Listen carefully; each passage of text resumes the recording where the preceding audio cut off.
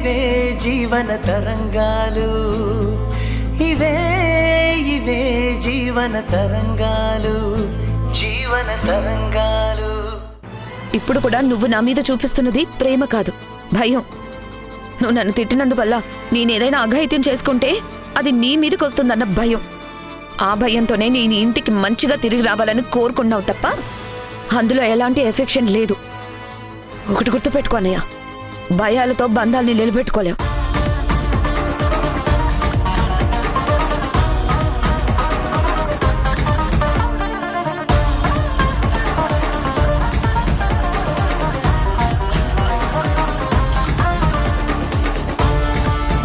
కీర్తి పట్ల నా భయమైనా, తనకేమన్నా అయిందేమోనని బాధైనా తన పట్ల బాధ్యత వల్లే వస్తాయని నీ కూతురుకు అర్థమయ్యేలా చెప్పమ్మా.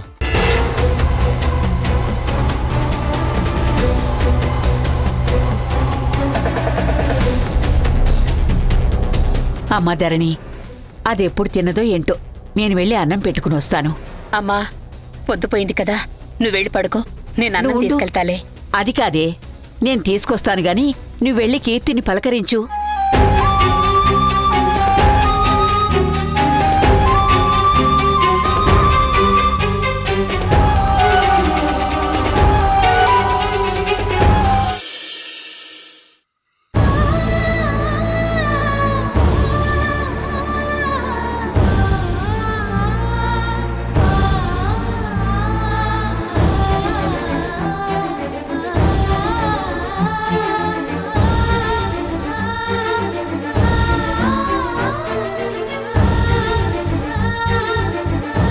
నేను నీకు తోడబుట్టిన అన్నయ్యని ఈ మాత్రం క్వశ్చన్ చేయడం, కోప్పడడం నాకున్న రైట్స్ ఉన్నాయని నువ్వు అనుకుంటే కాదు, నేను నీకు ఆ పర్మిషన్ ఇచ్చినప్పుడే ఆ రైట్స్ కి వాల్యూ ఉంటుంది.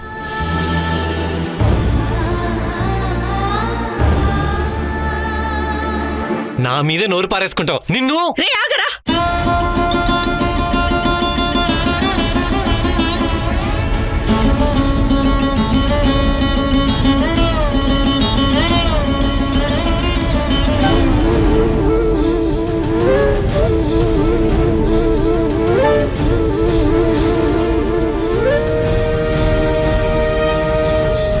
కీర్తి భోంచెత్తుగాని రామ్మా. ఆకలిగా లేదమ్మా.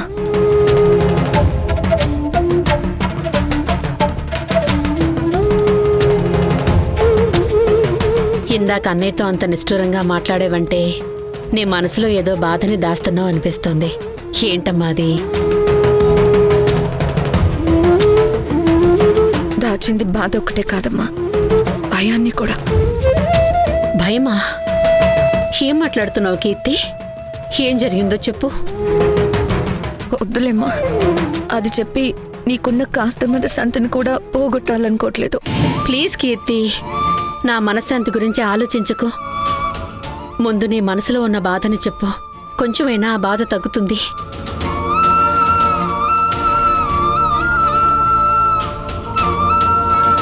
మధ్యాహ్నం నా ఫ్రెండ్ కాల్ చేసి రోడ్డు మీద మీ నాన్నకి యాక్సిడెంట్ అయ్యి చనిపోయాడని, బాడీని హాస్పిటల్కి తీసుకెళ్లాడని చెప్పిందమ్మా.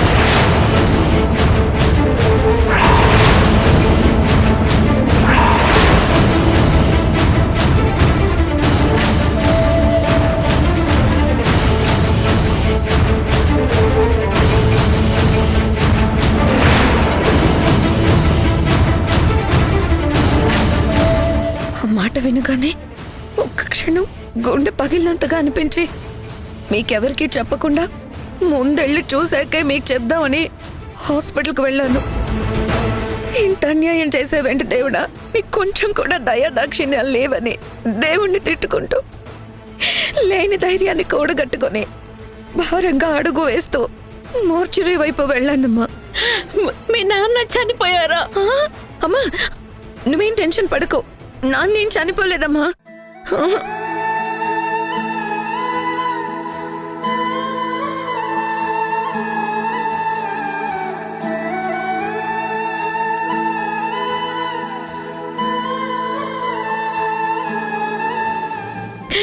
నిజమా? నిజమమ్మా, నేను వెళ్ళి మార్చురీలో చూస్తే ఆ డెడ్ బాడీ వేరే వాళ్ళదని తెలిసింది. తను నాన్న కాకపోవడంతో ఆ క్షణం పోయిందనుకున్న నా ప్రాణం మళ్ళీ తిరిగి వచ్చినట్టు అనిపించిందమ్మా.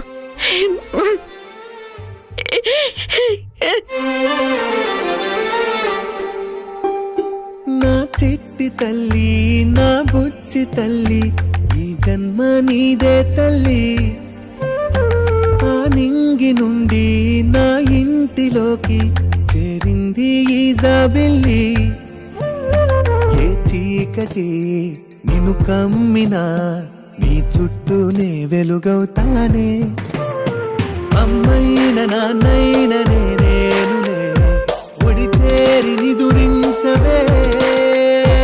ఏమైనా వెన్నంటి ఉంటానులే, నా ప్రాణమే నీదిలే.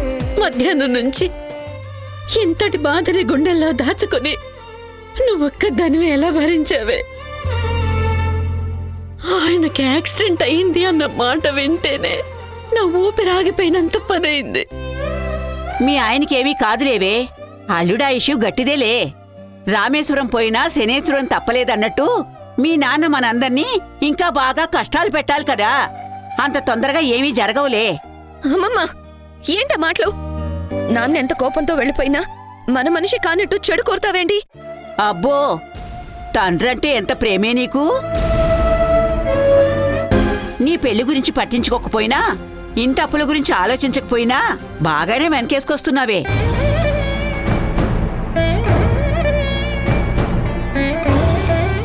ఎంతైనా రక్తం పంచుకు పుట్టిన కూతుర్ని కదమ్మమ్మా. ఆయన ఒక్క మాట అన్నా తట్టుకోలేను. కానీ మీ నాన్న ఇంటికి దూరంగా ఉన్నా మనల్ని బాధ పెట్టడం మాత్రం మానలేదుగా.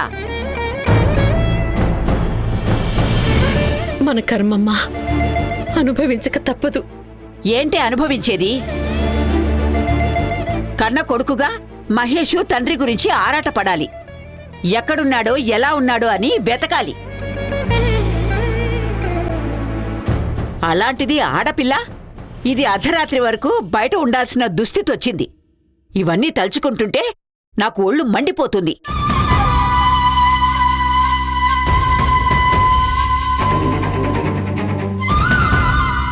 ఈ కష్టాలు ఎన్నైనా భరించచ్చమ్మమ్మా, కానీ నాన్న ఆచూకీ తెలియలేదని చాలా బాధగా ఉంది.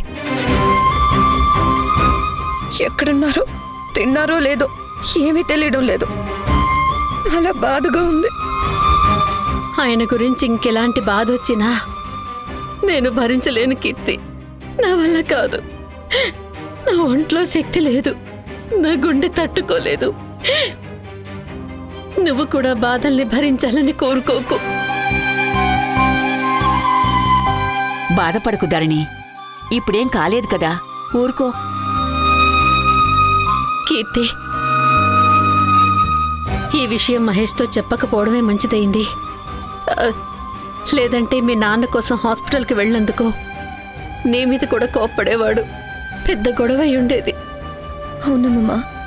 సర్లేవే, ముందు నువ్వు కూర్చుని భోంచేయి.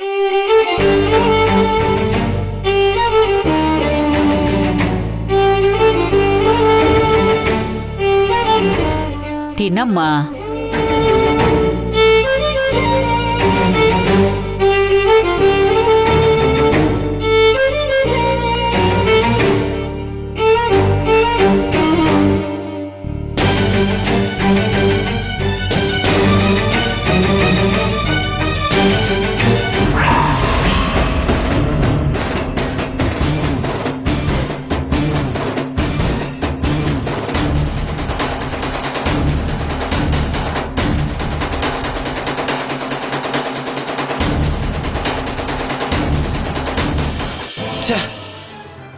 కీర్తి చేసిన పనికి నిద్ర మొత్తం డిస్టర్బ్ అయిపోయింది.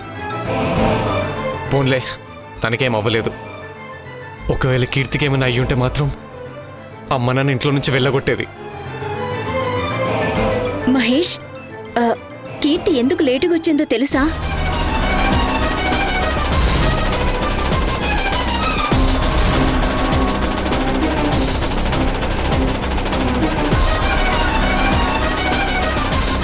మధ్యాహ్నం నా ఫ్రెండ్ కాల్ చేసి రోడ్డు మీద మీ నాన్నకి యాక్సిడెంట్ అయ్యి చనిపోయాడని, బాడీని హాస్పిటల్కి తీసుకెళ్లాడని చెప్పిందమ్మా.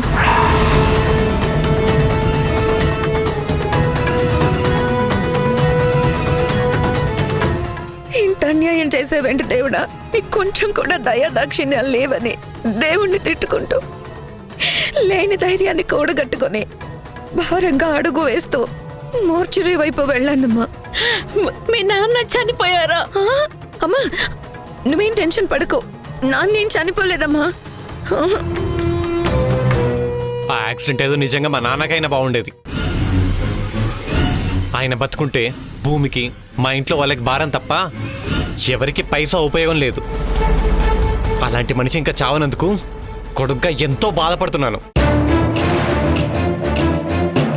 చచ్చుంటే తల ఊకురికి పెట్టేవాన్ని, బాధ్యత తీర్చుకునేవాన్ని, పిండం పెట్టి రుణం తీర్చుకునేవాన్ని. అమ్మ కూడా కొండంత భారం తగ్గేది. అయ్యో కొంచెం స్లోగా మాట్లాడండి. ఎవరైనా వింటే మనల్ని ఇంట్లోంచి గెంటేస్తారు.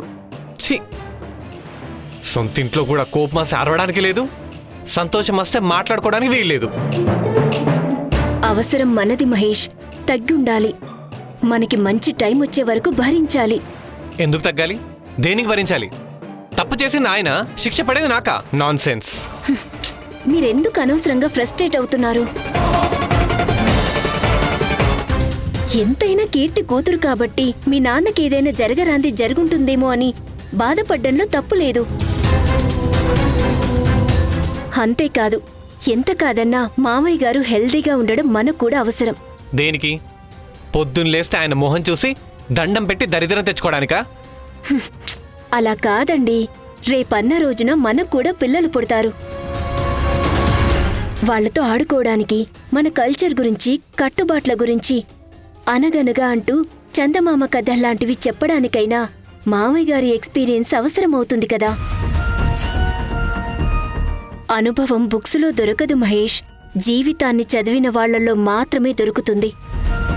ఆయన ప్రేమ మనవడికి మనవరాలికి దక్కాలంటే ఆయన ఉండాలి. అలాంటి ఆశలేం పెట్టుకోకు. ఆయన పెంపకంలో కొడుగ్గా పెరిగిన నేను ఏ గతి పట్టానో చూస్తున్నావు కదా. ఇక తాతగా ఆయన ఏదో ఉద్ధరిస్తాడని, బుద్ధుల్లా జ్ఞానం ప్రసాదిస్తాడని ఎక్స్పెక్టేషన్ పెట్టుకోకు. అలా ఎందుకు అనుకుంటారు? నా చిన్నప్పుడు చిరిగిన చొక్కలు, ఎవరో వేసుకొని వదిలేసిన బట్టలు వేసుకొని తిరిగేవాణ్ణి. ఏవైనా పండగలు వస్తే అందరింట్లో రకరకాల వంటలుండేవి. మా ఇంట్లో మాత్రం పస్తుల కన్నీళ్లతో కడుపు నిండేవి. ఎవరైనా తండ్రి దగ్గరగా ఉంటే ధైర్యంగా ఉంటుందని ఫీల్ అవుతారు, కానీ నేను మాత్రం నా తండ్రి దూరంగా ఉంటేనే ధైర్యంగా ఉంటుందని ఫీల్ అవుతున్నాను. ఇందాక నువ్వు అన్నవే చందమామ కథలు చెప్తాడనే, అది రాంగ్ దీపా.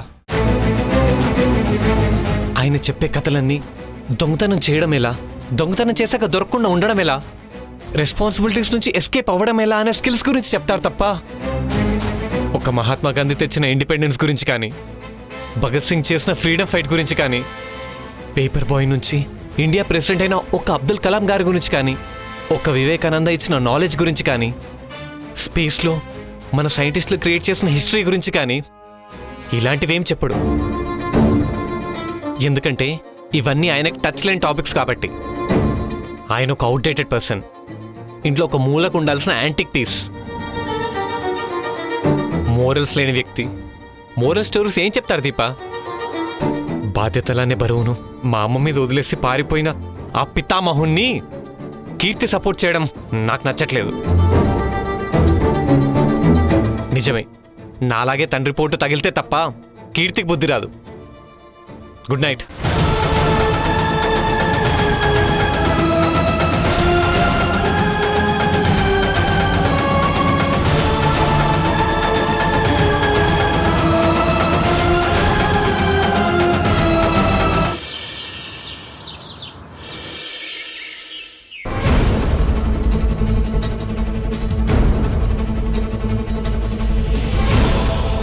దేవికా, దేవికా, అమ్మా దేవికా, దేవికాలే, ఇక్కడ పడుకున్నావేంటే?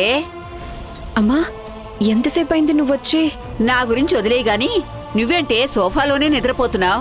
బెడ్రూమ్లో పడుకోవచ్చు కదా. అంటే రాత్రి అది రాత్రి మీ ఇద్దరు ఏమైనా గొడవ పడ్డారా? లేదమ్మా, రాత్రి ఒక పెద్ద పొలిటీషియన్ బినామీ ఇంటి మీదకి రైడ్కి వెళ్ళి అక్కడ ఫార్మాలిటీస్ అన్నీ కంప్లీట్ చేసి ఇంటికి వచ్చేసరికి తెల్లవారిపోయింది. బెడ్రూమ్కి కూడా వెళ్ళే ఓపిక లేక సోఫాలోనే కూర్చున్నాను. ఎప్పుడు నిద్ర పట్టిందో తెలీదు. నీకేది తెలీదే. నీ కాపురం ఏమవుతుందో తెలీదు. నీ ఆరోగ్యం గురించి డాక్టర్లు ఏం చెప్పారో కూడా నీకు తెలీదు. 24 గంటలు డ్యూటీ చేయడం మాత్రం తెలుసు. అమ్మా, మళ్ళీ మొదలు పెట్టావా? నా డ్యూటీ టైమింగ్స్ అలాగే ఉంటాయమ్మా. నేనేం చెయ్యలేను. ఎందుకు చేయలేవు? మనసు పెట్టాలి గాని అన్నిటినీ బ్యాలెన్స్ చెయ్యొచ్చు. ఏ, నువ్వు ఒక్కదానివే జాబ్ చేస్తున్నావా? ఇంకెవరు చెయ్యట్లేదా? నీలా జాబ్ చేస్తున్న అమ్మాయిలు కూడా అమ్మలయ్యారు. పిల్లల్ని, భర్తని, ఇంటిని చూసుకుంటూ ముందుకెళ్తున్నారు. కానీ నువ్వు ఒక్కదానివే ఉద్యోగం చేయడానికి మాత్రమే పుట్టినట్టు పని చేస్తున్నావు. ఇంట్లో భర్తున్నాడు, అతన్ని మంచిగా చూసుకోవాలన్నా ఇంగిత జ్ఞానం లేకపోతే ఎలాగే? నీ గోల నీదే తప్ప నా పరిస్థితి ఏంటో పట్టించుకోవు. పోయిన కాలాన్ని వెనక్కి తీసుకురాలేము, అలాగే వచ్చే వయసుని ఆపలేము. నా మాట విని తొందరగా పిల్లల గురించి ఆలోచించు. పిల్లలుంటే సంతోషం వచ్చినా దుఃఖం వచ్చినా నీకు తోడుగా ఉంటారే. మీ అక్క ధరణిని చూడు. సీతాదేవికి ఉన్నన్ని బాధలన్నీ తనకీ ఉన్నాయి. ఆ బాధల్ని ఎలా భరిస్తుందో ఒక్కసారైనా ఆలోచించావా? కీర్తి లాంటి మంచి మనసున్న కూతురుంది కాబట్టి ధరణి కష్ట నష్టాల్ని అన్నీ కీర్తితోనే పంచుకుంటుంది. కీర్తి ఓదార్పే మీ అక్కకి సంజీవిని. పిల్లలుంటే బాధలు పంచుకుంటారన్న దానికి నిన్న కీర్తి వాళ్ళ నాన్నకి యాక్సిడెంట్ అయిందన్న విషయం మంచి ఉదాహరణ. ఎలా అంటావా? రాజశేఖర్కి యాక్సిడెంట్ అయిందన్న విషయం కీర్తికి తెలిసాక వెంటనే ఆ వార్తను ధరణికి చెప్పలేదు. అలాంటి వార్త చెప్తే ధరణి భరించలేదు అని తెలుసు కాబట్టి తన గుండెల్లోనే ఆ బాధని దాచుకుంది. యాక్సిడెంటు వాళ్ళ నాన్నకి జరగలేదు అని తెలిసాకే ధరణికి చెప్పింది. అవునమ్మా, కీర్తి లాంటి కూతురు అక్కకి ఉండటం అక్క వాళ్ళు చేసుకున్న అదృష్టం. కీర్తికి వాళ్ళ నాన్న మీద ఎంత ప్రేముందో నాకు కూడా నిన్న రాత్రి ఇంటికొచ్చినప్పుడే తెలిసిందమ్మా. అవును, ఇప్పుడు వాళ్ళ నాన్నని ఎవరేమన్నా భద్రకాళ్లా కోప్పడి నోరు మూయిస్తుంది. వాళ్ళ నాన్న ఇంట్లో ఉన్నప్పుడు చిరాకు పడింది. ఇప్పుడు నాన్న వెళ్ళాకే తండ్రి మీద అంత ప్రేమ చూపిస్తుంది. బావగారు నా వల్లే ఇల్లొదిలి వెళ్ళిపోయారన్న విషయం గుర్తొచ్చినప్పుడల్లా చాలా బాధగా ఉంటుందమ్మా. కీర్తి వాళ్ళ నాన్న మీద పెంచుకున్న ప్రేమను చూస్తే ఆ బాధ మరింత రెట్టింపై నేను తప్పు చేశానన్న అపరాధ భావాన్ని పెంచుతుందమ్మా. నాన్న దూరం అయితే ఆ బాధ ఎలా ఉంటుందో నాకు కూడా తెలుసమ్మా. ఇప్పుడు ఆలోచించాల్సింది లేని వాళ్ల గురించి కాదు, నీతో ఉన్నవాళ్ల గురించి, నీకోసం ఆలోచించే వాళ్ల గురించి చెప్తున్నాను. అవును, నువ్వు నీ భర్త గురించి ఆలోచించవే. నిన్ను అర్థం చేసుకునే బంగారంలాంటి మనసున్నవాడు నీ పక్కనే ఉన్నాడు. అశ్రద్ధ చేయకుండా శ్రద్ధగా చూసుకో. పిల్లా పాపలతో ఇద్దరూ సంతోషంగా ఉంటే చూడాలనే నా కోరిక. అదొక్కటి నెరవేర్చవే. టైం కలిసొస్తే నీ కోరిక నెరవేరుతుందమ్మా, కంగారేం పడకు. ఇదొక్కటి మాత్రం ఎన్నిసార్లైనా విసుగు లేకుండా చెప్తావు, కానీ తొందరలో నా ఆశ తీరుస్తానని మాత్రం చెప్పవు. సర్లే, ముందెళ్ళి నీ భర్తకి కాఫీ ఇవ్వు. అర్జెంటుగా ఫైల్ పంపించాల్సిందుంది, అదయ్యాకి కాఫీ ఇస్తా. ఆ పనయ్యేసరికి లంచ్ టైం అవుతుంది. భర్తకి సేవ చేసే అవకాశం వస్తే వదులుకోకూడదు. పతి సేవ చేస్తేనే భార్యకి ముక్తి లభిస్తుంది.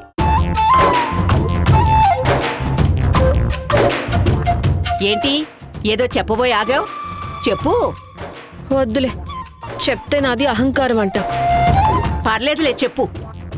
పతి సేవ చేస్తే భార్యకి ముక్తి అన్నావు కదా, మరి శ్రీవిష్ణువు లక్ష్మీదేవి కాళ్ళు పట్టాడని పతి కూడా భార్య సేవ చెయ్యాలన్నమాట చెప్దామనుకున్నాను. వాళ్ళకేమీ పాలు పోకపోతే వైకుంఠపాలి ఆడతారు. మరి నువ్వు నీ భర్తతో ఆడుకుంటావా? అబో, నా వల్ల కాదు. అందుకే వెళ్ళి కాఫీ పెట్టు. వెళ్ళు.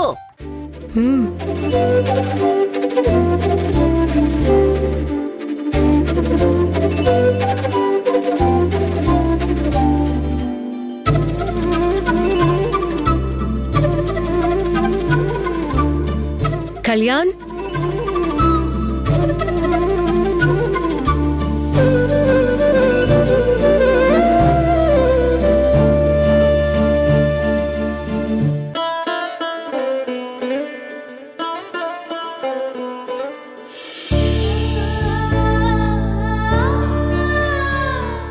Good morning Devika. కాఫీ తెచ్చివ్వకుండా కామ్గా నిలబడ్డావేంటి? దేవిక, దేవిక, కాఫీ తీసుకోండి. అంత పరధ్యానంగా ఉన్నావేంటి? Any problem? ప్రాబ్లం ఉంది నాయనా.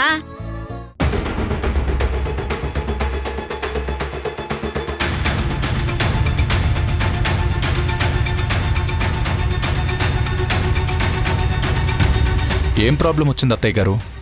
అసలు మీరిద్దరు భార్యాభర్తలేనా?